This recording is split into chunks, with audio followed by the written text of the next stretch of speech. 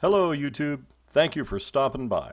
As always, please click like if you happen to enjoy this video, please click on subscribe, and if you would like to be notified when I publish future videos, just click on that bell-shaped notify button. Additionally, I'd love to hear from you, so be sure to leave me a comment and please share this video with anyone you think might enjoy it as well. Alrighty then. In this video, I'm documenting the steps that I took while making a piece of metal art as a gift for my wife. I call it Hooked on You, for obvious reasons. So, a while back I was searching the internet for some cool project ideas when I came across a bunch of statuettes made from drop-forged steel hoisting hooks, which were welded together into various poses. I really liked this idea a lot, so I decided that I'd make something similar for my wife, just as an experiment.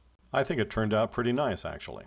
Anyways, it's not a very difficult project, and as long as you've got a MIG welder, a vise, a hammer, and a handheld grinder with a wire wheel attachment, it's even easier.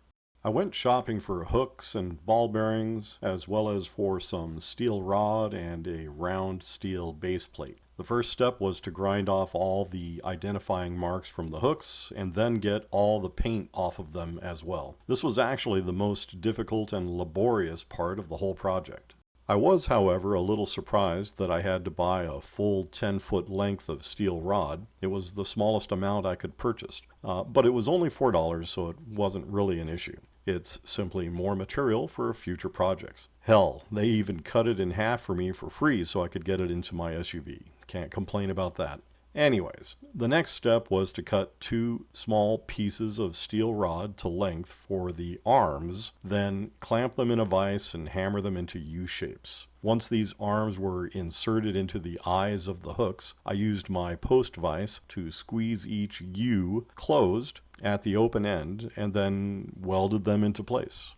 I welded the 2 hooks together on the inside edge down where the hooks will attach to the base plate. Next, I positioned the 1-inch steel ball bearings and held them in position with magnets and then welded them into place as well. Welding the pair of hooks onto the base plate took a bit more effort than I had expected. Getting them into the desired position required the use of magnets again, as well as a lot of patience. The plate had been treated with an oil-based coating that I discovered was preventing me from making a good weld, so I had to pry the hooks off, grind the plate down, and clean it as best as I could, and then do it all over again. In this picture, everything is finally successfully welded into place, and it has just been given a quick spray with a matte finish clear coat of Rust-Oleum to protect it a bit.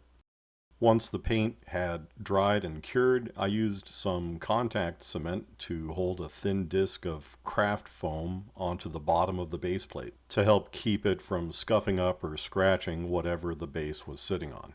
And here again is the final product. While not perfect, it was a fun project and my wife absolutely loves it.